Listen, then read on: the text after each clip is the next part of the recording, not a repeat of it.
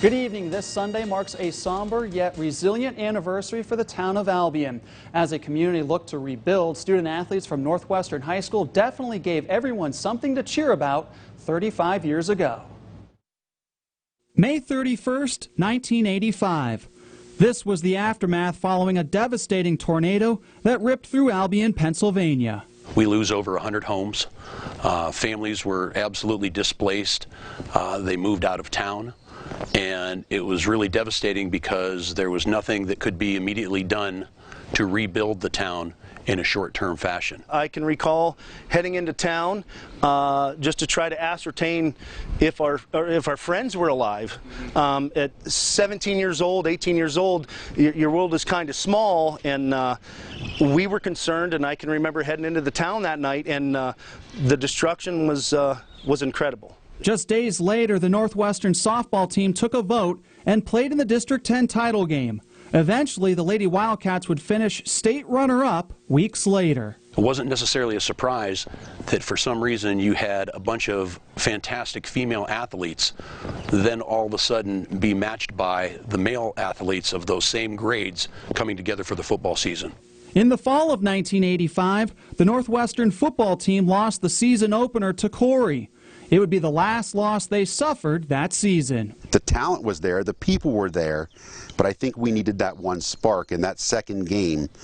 I think we finally found who we were as a team, and we finally started to get rolling. And by the third game with General McLean, I think we scored from the third play from scrimmage, and I think that was when we said, yes, we're here and we're for real. And the support was so tremendous.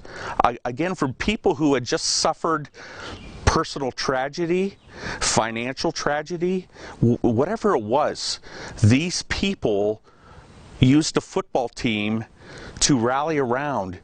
And for a small community, there weren't too many people who missed games on Friday nights.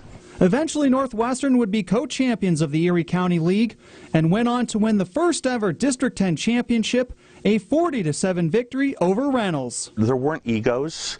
The town of Albion didn't have egos. You had a job to do, and if you did your job, you didn't care who got credit for it. And that was the beauty of that team. I am stunned to think back that it's been 35 years already, because we can certainly all remember walking on the fields and hearing the sounds and the smells of what it was like for us to play football.